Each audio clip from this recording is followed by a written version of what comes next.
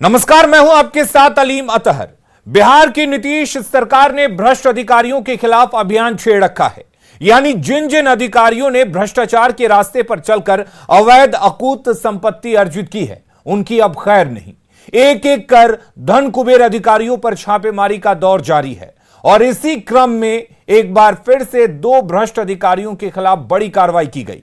इस बार कार्रवाई के घेरे में एक सीओ है तो दूसरे थानेदार, और इससे पहले भी ऐसे धन कुबेर अधिकारियों पर चुन चुन कर शिकंजा कसा जा रहा है, चाहे वो बालू के अवैध खनन और सरकारी राजस्व को क्षति पहुंचाने वाले अधिकारी हों या पुलिस विभाग या अन्य किसी भी विभाग के हों। लेकिन जिस तरह से खुलासे हो रहे हैं, सवाल यह है कि आखिर बिहार में कितने घूसखोर हैं। और आज बहस बिहार की में इसी पर होगी, बड़ी बहस।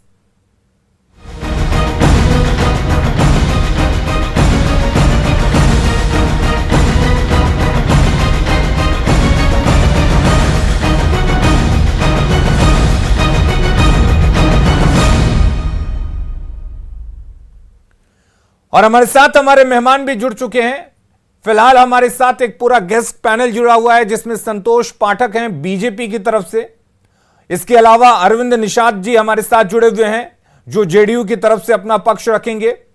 कांग्रेस का पक्ष रखने के लिए आसिफनाथ तिवारी जी जुड़े हुए हैं हमारे साथ, और आरजेडी की तरफ से एजाज अहमद जी जुड़े हुए हैं। इसके अलावा हमारे साथ एक और खास मेहमान जुड़े हुए हैं, जो विजिलेंस के एक पूर्व अधिकारी हैं। आप सभी का हमारे साथ इस खास चर्चा में स्वागत है। लेकिन सवाल सबसे पहले अरविंद निषाद जी आपसे, कि बिहार में आखिर कितने घूसखोर अधिकारी हैं जो रोज रोज खुलासे हो रहे हैं? यह सिलसिला खत्म होने का नाम नहीं ले रहा। देखिए आलिम जी, इस विषय पर हम लोग ना जाने अभी तक कम से कम आधा दर्जन बार आपके यहाँ हम लोग डिबेट कर चुके हैं और आज भी कर रहे हैं। जो कोई ऐसे पदाधिकारी जो आय से अधिक संपत्ति अर्जित करेंगे या सरकार के आमदनी के राह में बाधा पहुंचाएंगे, रोड़ा पहुंचाएंगे, भ्रष्टाचार में लिप्त पाए जाएंगे, वैसे पदाधिकारी कर्मचारियों पर शिकंजा कसेगा। ये हमारा अभियान है, इस अभियान का हिस्सा है। सरकार के अभियान के हिस्से में अभी तक कम से कम आधा दर्जन से ऊपर आईएएस आईपीएस अधिकारी, सिर्फ आईएएस आईपीएस अधिकारी नहीं बल्कि उनसे बड़े बड़े अधिकारी, डीजीपी स्तर के अधिकारी, जिनके मकान में सरकारी विद्यालय खोले गए, उनकी परिसंपत्ति जब्त की गई। और आज देखिए थानेदार से लेकर के और कितने लोग इस लिस्ट में शामिल हैं। मैं समझता हूं कि सरकार ने ऐसे लोगों के लिए एक नजीर पेश करने का काम करते रही है, आज भी की है और आगे भी करते रहेगी। क्योंकि हमारे यहाँ न तो किसी को बचाया जाता है न फंसाया जाता है। लेकिन एक बात इस पैनल में शामिल रहने वाले लोग जरूर कहेंगे कि भ्रष्टाचार बढ़ गया है। अरे भ्रष्टाचार बढ़ गया है, बढ़ावा कौन देता है? इस बात पर भी आपको देखना पड़ेगा। जिनके यहाँ, जिनके दल में, जिनके राष्ट्रीय अध्यक्ष भ्रष्टाचार के मामले में आज सजा काट रहे हैं, जिनके नेता प्रतिपक्ष पर मुकदमा है, वैसे लोग आज वैसे दल के प्रतिनिधि यहां मुंह फाड़ फाड़ करके बोलेंगे। कांग्रेस पार्टी के लोग नेशनल हेराल्ड केस में मुकदमा झेल रहे हैं। ऐसे नेता भी, ऐसे दल के नेता भी इस पैनल में बैठे हुए हैं। लेकिन नजीर हम लोग पेश करते हैं, चाहे परिवारवाद से अलग की राजनीति हो, भ्रष्टाचार से अलग राजनीति हो, हम लोग इन सभी चीजों से समझौता नहीं करते हैं। एजाज अहमद से प्रतिक्रिया लेते हैं। एजाज अहमद जी, विरासत है। अगर कुल मिलाकर अरविंद निषाद की बातों को सुने तो उनकी बातों से यही लगता है कि भ्रष्टाचार की जो जड़ें आपकी सरकार जब थी और 15 साल का जो लालू राबड़ी का शासन था, उसमें जो जड़ें जम गई थी, पूरी जमीन में एक तरह से जकड़ गई थी, अब जेडीयू और बीजेपी की सरकार उसको काट रही है। देखिए, ये अभी बोले कि हमारी सरकार की नज़ीर है। इससे बड़ा क्या नज़ीर हो सकता है कि 151% अधिक संपत्ति के मामले में एफआईआर दर्ज हुआ, उनकी निलंबन हुई और उसके बाद सरकार ने बिना कार्रवाई किए हुए अविनाश प्रकाश को उत्पाद अधीक्षक बनाने का काम किया बेगूसराय में। आपके ही टीवी चैनल पर वो सारे रिपोर्ट को तथ्यों के साथ रखा गया था। और दूसरी ओर संजय सावरगी जो विधायक हैं दरभंगा के, उन्होंने एक इंजीनियर्स को पकड़ा था रंगे हाथ और उस मामले को भी लिपापोती करके इन लोगों ने मिटाने का काम किया। बिहार विधानसभा में सारे मामले को तथ्यों के साथ संजय सावरगी ने रखा, लेकिन उस मामले पर सरकार अब तक कोई जवाब नहीं दे सकी। हाँ, ये सरकार इस तरह से है कि अपने को बचाती है और जो लोग इन तक पहुंच नहीं उनकी होती है या उनका पहुंच नहीं पहुंच पाता है, जो आरसीपी टैक्स नहीं दे पाते हैं, उन लोगों को फंसाने का काम अवश्य करती है। और ये लोग जो अभी बचाए गए हैं, इन लोगों ने आरसीपी टैक्स दे दिया, इसीलिए इन लोगों पर एफआईआर दर्ज होने के बावजूद, इनका 17 कट्ठा आलीशान फार्म हाउस बरामद के बावजूद इन्होंने उसको अभयादान देने का काम किया और उसको अच्छे जगह पोस्टिंग करने का काम किया। उससे दो काम हो रहा है, एक तो शराब माफियाओं को संरक्षण मिल रहा है, दूसरे शराब बेचवाने का जो आरोप ये दूसरे लोगों पर लगाया करते थे, अब इनकी सरकार ने अपने जो पदाधिकारी हैं जिनको उत्पाद अधीक्षक बनाया है उसके माध्यम से बेचवा रहे हैं और डबल इनकम कर रहे हैं। एक तरफ शराब से जो इन लोगों को पैरेलल इकोनॉमी आ रहा है, चाहे भारतीय जनता पार्टी के लोगों को हो चाहे जनता दल यू के लोगों को हो, और दूसरी ओर ये भ्रष्टाचारियों को बचा करके आरसीपी टैक्स के माध्यम से अपने पार्टी का कोष एक हफ्ते में 100 करोड़ से ऊपर, ठीक है, आरोप का जवाब लेते हैं। संतोष पाठक जी, संजय सरावगी का जिक्र किया एजाज अहमद ने, संजय सरावगी जवाब नहीं दे सकते हैं। ठीक है, 750 करोड़ 1573 करोड़ धान घोटाला, इस तरह के मामले ये सरकार का नजीर है और ये नजीर इनको ही मुबारक हो। 17 वर्षों में इन्होंने, ठीक है एजाज अहमद इसका जवाब लेंगे। जिस तरह संतोष पाठक जी, काम किया, संजय सरावगी ने मुद्दा उठाया था, लेकिन अब जिस तरीके से एक एक कर चुन के ऐसे धन कुबेर अधिकारियों को पकड़ा जा रहा है, क्या अब आप सरकार में रहते हुए सरकार से एक तरह से आप कह सकते हैं कि अब संतोषजनक हैं चीजें और वाकई जीरो टॉलरेंस की जो नीति है उस पर नीतीश कुमार काम कर रहे हैं? देखिए आलिम जी, 2013 में एक हुंकार रैली हुई थी यहां पर पटना के गांधी मैदान में। उस रैली को संबोधित करते हुए प्रधानमंत्री जी ने एक बात कहा था कि देश में जो सेक्युलरिज्म की जो अवधारणा है, जो नेहरूवियन सेक्युलरिज्म है भारत में, वो एक ऐसा कंबल है जिसको ओढ़कर भारत के सेक्युलर पार्टियां और जो वामपंथी तत्व हैं वो ओढ़कर उस कंबल को ओढ़कर घी पीते हैं।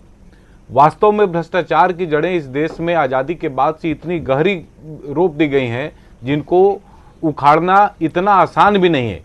पिछले कई वर्षों से हमारी सरकार है बिहार में और हम लोगों ने हर एक वर्ष, आप लगातार देखिएगा कि एक सीक्वेंस में कुछ न कुछ कार्रवाइयां लगातार हर एक वर्ष होती रही हैं जी। उसके बावजूद इन अधिकारियों के मन में ऐसा एक विषय बैठ गया है कि नहीं, भ्रष्टाचार हमारा एक सामान्य परिपाटी है, इसको करना ही करना है। लेकिन हमारी सरकार चाहे केंद्र की हो तो या फिर बिहार की सरकार हो तो हमने लगातार ऐसे अधिकारियों पर कार्रवाई करने का काम किया है और ऐसे बहुत सारे लोग अभी लगातार जेल की यात्राओं के अनुभव भी अपने जीवन में देख रहे हैं, सीख रहे हैं। तो हमारा प्रयास ये है कि हमारा जहाँ पर भी शासन हो वो भ्रष्टाचार मुक्त शासन हो, सामान्य लोगों के लिए जो भी सरकारी व्यवस्थाएं हैं उनको ठीक से मिले, भ्रष्टाचार से रहित किसी भी प्रकार का मसला हो वो भ्रष्टाचार रहित। तो हमारा प्रयास यही है। हम लोगों ने बिहार में इसका एक नज़ीर पेश करने का काम किया है। केंद्र सरकार पूरी तरीके से भ्रष्टाचार मुक्त सरकार है और हमारा ये प्रयास है कि सामान्य जनों के जीवन में एक बेहतर जीवन हम उनको दे सकें, एक बेहतर उनको जीवन जीने का आधार हम लोग दे सकें। बिहार में लगातार हमारा यही जानना चाहेंगे। लेकिन जैसा अरविंद जी ने जिस बात को कहा था जी जी जी जी बोलिए ना उतना। हाँ, तो मैं ये कह रहा था कि राजद और कांग्रेस जैसे दलों के निमित्त जितने भी प्रकार के भ्रष्टाचार के गांठ जमीन के अंदर बोए गए हैं, हमारा प्रयास ये है कि उन सभी गांठों को हम लोग जमीन से बाहर निकालकर उनकी जेल की यात्रा करा सके। ठीक है, चलिए असित तिवारी जी, जो भ्रष्टाचार की गांठें जमीन के अंदर बैठ गई थी उसको काटा जा रहा है। पक्ष विपक्ष छोड़ दीजिए, एक पार्टी के नेता के तौर पर यह जो कार्रवाई हो रही है उसे आप कैसे देखेंगे? देखिए, भ्रष्टाचार की गांठें जड़ में गांठ दी गई, की जड़ें बड़ी गहरी कर दी गई, ये बात उस पार्टी के नेता कह रहे हैं जिस पार्टी के राष्ट्रीय अध्यक्ष कैमरा के सामने रिश्वत लेते पकड़े गए थे। बंगारू लक्ष्मण भारतीय जनता पार्टी के राष्ट्रीय अध्यक्ष हैं और पूरे हिंदुस्तान की इकलौती पार्टी है भाजपा जिसके राष्ट्रीय अध्यक्ष रिश्वत लेते पकड़े गए थे ऑन कैमरा। इकलौती पार्टी है पूरे भारत की, पूरे भारत में। सुन लीजिए ना, आप बोलिएगा बुरा मौका मिलेगा। राष्ट्रीय अध्यक्ष रिश्वत लेते पकड़े गए। सृजन घोटाला हुआ, धान खरीद घोटाला हुआ, मुजफ्फरपुर बालिका गृह कांड है।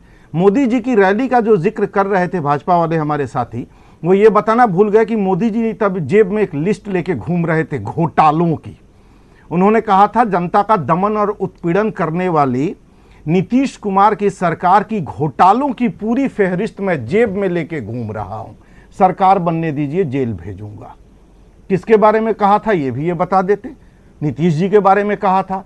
अब वो लिस्ट चूंकि फिर गठबंधन इनके साथ हो गया तो प्रधानमंत्री जी ने उस लिस्ट का सौदा इन लोगों से कर लिया होगा। कितना लिया हिस्सा ये जाने वो जाने, हम नहीं जानते, लेकिन तब उनके पास लिस्ट थी। अब प्रधानमंत्री जी के पास वो लिस्ट नहीं है तो क्यों नहीं है भाई?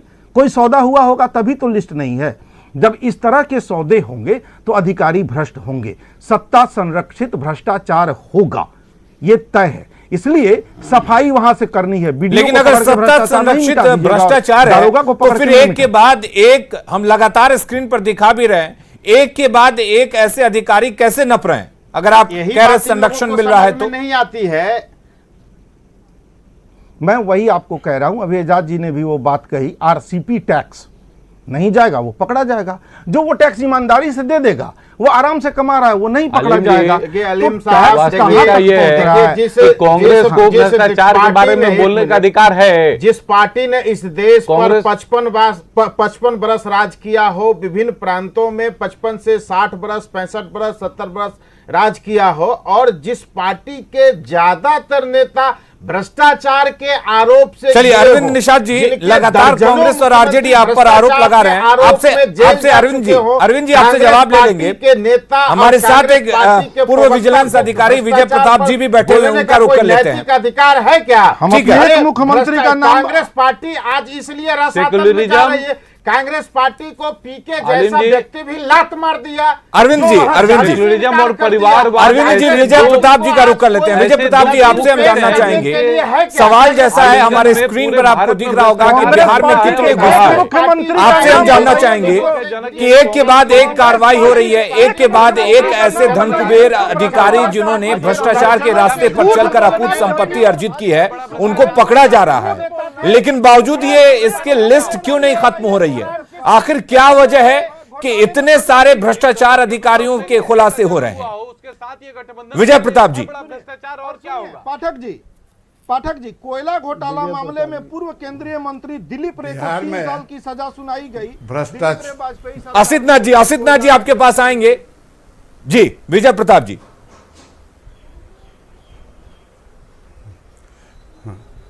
हमारे बिहार राज्य में भ्रष्टाचार का जो भी जितने भी कार्रवाइयाँ हो रही है तो उसके लिए नियंत्रण करने के लिए वर्तमान सरकार के द्वारा अपराध ये क्राइम विजिलेंस है, विजिलेंस के ही एक ब्रांच बनाया गया, एसयू भी, स्पेशल यूनिट विजिलेंस, और अब तो आर्थिक अपराध कोषांग भी इसमें मदद कर रही है। जी। इन लोगों के अथक प्रयास से ही कई भ्रष्टाचारियों की गिरफ्तारियां हुई है, उनकी अकूत संपत्तियों को जब्त किया गया है और साथ ही साथ इन्हें जेल की यात्रा भी कराई जा रही है।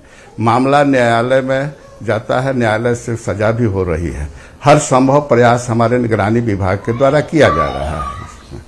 जहाँ तक अब इतना ज़्यादा भ्रष्टाचार की शिकायतें जब आती है कभी कभी, एक बात तो है कि स्टाफ का कुछ कमी के चलते हम लोग महसूस करते हैं कि सबका जल्दी रियायत नहीं दे पा रहे हैं, लेकिन फिर भी जैसे ही शिकायत आती है उसका सत्यापन कर करके छापामारी दस्ता का नियुक्ति की जाती है और छापामारी दस्ता के बाद उसमें रेड कर करके उनको गिरफ्तारी और जब्ती वगैरह किया जाता है, सर्च किया जाता है। इस तरह से हमारी कार्रवाई चल रही है और न्यायालय में हम लोग फिर आरोप पत्र समर्पित कर देते हैं उसको। न्यायालय में मामला जो विचाराधीन रहता है, इस बीच में कुछ समय लगता है, कुछ में जल्द भी सुनवाई हो जाती है। अथक प्रयास हमारा जारी है सरकार के निर्देशानुसार इस भ्रष्टाचार को रोकने के लिए। ठीक है, चलिए अरविंद निषाद, लगातार आरजेडी है या फिर कांग्रेस, जो आरोप लगा रही है उसका जवाब आप कैसे देंगे? मुझे अभी 10 सेकंड दीजिए। बिल्कुल बिल्कुल, अभी बहुत साफगोई से हमारे मित्र तिवारी जी बोल रहे थे अपनी पार्टी के बारे में और सरकार के बारे में, लेकिन दुर्भाग्य है इस देश का कि कांग्रेस पार्टी के नेतृत्व में 10 वर्ष तक सरकार चली आदरणीय मनमोहन सिंह जी के नेतृत्व में, लेकिन मनमोहन सिंह जी काजल की कोठरी से बेदाग निकले, मैं इस बात को जरूर कहता हूं, लेकिन माननीय न्यायालय ने उनको कोर्ट में उपस्थित होकर के स्थिति के बारे में जानकारी देने के लिए कहा। भूतपूर्व प्रधानमंत्री के रूप में भ्रष्टाचार के मामले में कोर्ट में उपस्थित हुए और अपनी बात को गवाही के रूप में रखा। हालांकि वो भ्रष्टाचार में नहीं शामिल रहे, लेकिन उनको अपनी बात रखना पड़ा। कॉमनवेल्थ गेम्स के मामले में, अन्य भ्रष्टाचार के मामले में सुरेश कलमाडी इन्हीं के पार्टी के नेता थे। दर्जनों ऐसे केंद्रीय मंत्री, दर्जनों ऐसे मुख्यमंत्री, बड़े बड़े कांग्रेस पार्टी के नेता जो जेल में गए, लेकिन इन लोगों को सुधारने वाली बात नहीं है। खासकर भ्रष्टाचार के मामले में और परिवारवाद के मामले में जिस प्रकार से कांग्रेस पार्टी ने अतीत से लेकर के वर्तमान तक सहारा दे दूसरे दलों को दिया या दूसरे दल के नेताओं को दे रहे हैं, जैसे क्षेत्रीय दल, तमाम क्षेत्रीय दल भ्रष्टाचार और परिवारवाद को बढ़ावा दे रहे हैं, राष्ट्रीय स्तर पर उनका ये नेतृत्व कर रहे हैं। ये इशारा किसकी ओर? आरजेडी की ओर? इस देश के लिए और राज्य के लिए नहीं, ये तो जग जाहिर है। यहाँ आरजेडी की ओर तो है, नाम लेके बोलिए। ये आंध्र प्रदेश में जगन मोहन रेड्डी है, जवाब ले लीजिएगा। एनसीपी के साथ है। एक दो राज्य हो तब तो मैं बताऊं, एक दो राज्य हो तब तो मैं बताऊं, जितने भी भ्रष्टाचार और भ्रष्टाचारी और परिवारवादी दल हैं उनके पोषक के रूप में एजाज अहमद पार्टी राष्ट्रीय तौर पर चिन्हित हुई है। देखिए अलीम साहब, 17 वर्षों में 70 से अधिक घोटाले हुए और 30,000 करोड़ के ऊपर के घोटाले हैं इस सरकार की। सृजन घोटाला, धान घोटाला, गर्भाशय घोटाला, एस्टीमेट घोटाला, छात्रवृत्ति घोटाला, इतना घोटाला है कि गिनती नहीं किया जा सकता। सबसे बड़ी विडंबना यह है कि भारतीय जनता पार्टी के लोग को शर्म आनी चाहिए जब इनके प्रधानमंत्री जी 2015 में आकर के कहे थे, उस समय 55 घोटाले का लिस्ट लेकर के वो गिनाने का काम करते थे विभिन्न सभाओं में, भगत को जेल और जिस तरह से जेल जाना अभी जेल जाने का समय आ गया है, आप उसी जेल जाने के डर से बोल रहे हैं, आप उसी जेल जाने के डर से भारतीय जनता पार्टी के विचारों पर सरेंडर कर चुके हैं। उसी घोटाले, उसी सीजन के डर से सरेंडर कर चुके हैं। आप धान घोटाले के डर से सरेंडर कर चुके हैं, आप सरेंडर कर चुके हैं। आरसीपी टैक्स वाले लोग चुनाव नहीं लड़ सकते, जवाब नहीं दे सकते। आज आपके पास बोलने का कोई नैतिक अधिकार नहीं है, आपके पास बोलने का नैतिक अधिकार नहीं है। आपने अपना गिरवी रख दिया पूरा विचार को घोटाले से बचने के लिए, जेल जाने के डर से। आप क्या बताएंगे? 70 घोटाला और 70 घोटाले का जवाब दीजिए ना, 70 घोटाले का जवाब दीजिए। 70 घोटाले का, घोटाले पर घोटाला, ये घोटाले पर घोटाला करने वाली सरकार है। इनके भारतीय जनता पार्टी के विधायक ने, अच्छा एक बात बताइए एजाज अहमद के मंत्रियों के द्वारा, एजाज अहमद एक बात बताइए, धंधा बना लिया। जब आप लोगों की सरकार थी तो क्या इस तरह की कार्रवाई होती थी क्या? और अगर नहीं होती थी तो क्या वो पैसे आपकी सरकार में जो लालू राबड़ी थे या जो भी थे उनको जाता था? हम लोगों की सरकार में, सरकार के मुखिया हम लोगों की सरकार में आज जिस मामले का ये चर्चा करते हैं वो सबसे पहले लालू जी ने विजिलेंस जांच का आदेश दिया था, और उस मामले में इन लोगों ने क्या साजिश की है सबको पता है। उस मामले को दबाने के लिए, उस मामले में समझौता करने के लिए सुशील मोदी और नीतीश कुमार का नाम लिया था एसपी सिन्हा ने, लेकिन उस मामले को दबाने के लिए इन लोगों ने इस तरह से चुनावी समझौता किया और दबा रही है भारतीय जनता पार्टी के साथ जाने के लिए बेताब नजर आए। काम करती है, आपने देखा होगा, देखिए 2017 में ये अपने आप को बचने के लिए जब नरेंद्र मोदी ने इन तक नोटिस पहुंचा दिया तो ये सत्ता का समझौता किए, विचारों का समझौता किए, इस तरह की बात करने वाले लोग था। ठीक है, चलिए ब्रजेश पाठक जी, मौका मिलेगा। हाँ ब्रजेश जी, आपने जिस तरह का घोटाला पर घोटाला किया है, ठीक है अरविंद जी, एजाज जी, तर्क नहीं है, कुतर्क सबसे बड़ी बात अरविंद जी और एजाज जी थोड़ा दूसरों को मौका दीजिए। एक मिनट कि इनके पास कुछ कहने के लिए है ही नहीं है। संतोष जी, सिवाय चारा के और कुछ नहीं है। संतोष जी, ये बोलिए। बेचारा लोग हो चुके हैं। बोलिए। जो बेचारा है उससे बोलिए ना कोई भैया। उम्मीद नहीं किया जा सकता। अरे ठीक है एजाज जी, बस संतोष जी, आप एक विषय को समझने का प्रयास कीजिए। मैं ये कह रहा हूं कि जिन दलों का जन्म ही एक दूसरे के विरोध में हुआ हो और वही आपस में गठबंधन कर लें, उससे बड़ा घोटाला क्या हो सकता है समाज के साथ और देश के लोगों के साथ। अच्छा, भाजपा जदयू हमारा जन्म एक दूसरे के साथ नहीं हुआ था। क्या है? आप कहे थे मिट्टी में मिल जाएंगे, राजद का मिट्टी में मिल जाएंगे, लेकिन भाजपा के साथ नहीं जाएंगे। जन्म हुआ है। आज प्रचार के मामले में कोई जेल में गया हो, मुझे बताइए। इनका चुनौती है, आपने चुनौती है। है जदयू का कोई आपने कहा था जनता पार्टी। अच्छा चलिए ठीक है, थोड़ा राजनीति से हट के सच्चाई पर बात कर लेते हैं। आप लोग एक साथ तीनों लोग बोल रहे हैं। विजय प्रताप जी, आपके पास थोड़ा संक्षेप में जानना चाहेंगे। आप चूंकि पूर्व अधिकारी रहे हैं, हो सकता है कि आपने पूर्व की सरकारों की भी कामकाज देखे हों, लालू राबड़ी सरकार की और नीतीश कुमार के सरकार की भी कामकाज को देख रहे हैं। आपको क्या लगता था, क्या वाकई पहले विजिलेंस इतनी इंडिपेंडेंट होकर काम कर पाती थी या आप कर रही है? ठीक है, जवाब ले लेते हैं, एक अधिकारी से ही जवाब ले लेते हैं। एजाज अहमद, अरविंद निषाद, संतोष पाठक जी, शांत हो जाइए। विजय प्रताप जी, भाजपा के लोगों ने ही उठाया है, आप उससे अलग नहीं हो सकते। आप उठाया तो जेल भेजवाइए ना। चार धारा का ही घोटाला। एजाज अहमद जी थोड़ा शांत हो जाइए। जितने भी घोटालों दोनों जाएंगे जेल, चिंता मत जी, बोलिए विजय प्रताप जी। हमारे विभाग निगरानी के द्वारा घोटालों की जांच काफी ईमानदारी से की जा रही है और जो भी लोग दोषी पाए जा रहे हैं उन पर कार्रवाइयां भी हो रही है। जो जितने भी ज्यादा रिपोर्ट प्रतिवेदित होते हैं घोटालों से संबंधित, सबकी जांच हर एक करके और काफी गहराई से करके ही कार्रवाई की जाती है। हमारे यहाँ जो दोषी होते हैं उनके ऊपर कार्रवाई जाती है, न्यायालय जाते हैं, जेल जाते हैं, और जो निर्दोष होते हैं उन पर कार्रवाई नहीं होती है। इस घोटाले के मामले में या भ्रष्टाचार के मामले में हमारा चले, यानी कि जो दोषी है उसको बचाया नहीं जाता हर समय, और जो निर्दोष है उसको फंसाया नहीं जाता। बहुत शुक्रिया आप सभी मेहमानों का हमारे साथ जुड़ने के लिए और इस बहस का हिस्सा बनने के लिए। लेकिन सवाल जस के तस कायम है कि आखिर ये घूसखोरों की जो लिस्ट है वो कब खत्म होगी। जो जड़ से एक तरह से देखा जाए तो बिहार में भ्रष्टाचार की जड़ें जो जम चुकी हैं, वाकई अगर इस तरह की कार्रवाई एक के बाद एक होती है तो शायद भ्रष्टाचारियों के अंदर एक डर बैठ जाए। और रुक करेंगे इस वक्त एक बड़ी खबर की। दिल्ली से इस वक्त एक बड़ी खबर आ रही है जहां पर प्रधानमंत्री से झारखंड के राज्यपाल मिले हैं। गृह मंत्री अमित शाह से भी मुलाकात की है। सीएम हेमंत सोरेन के खनन पट्टे को लेकर चर्चा हुई है। राज्यपाल ने गृह मंत्री को पूरे मामले से अवगत कराया है। पीएम मोदी को भी पूरे मामले की जानकारी दी है और पीएम के साथ लगभग 30 मिनट तक बातचीत हुई है। तो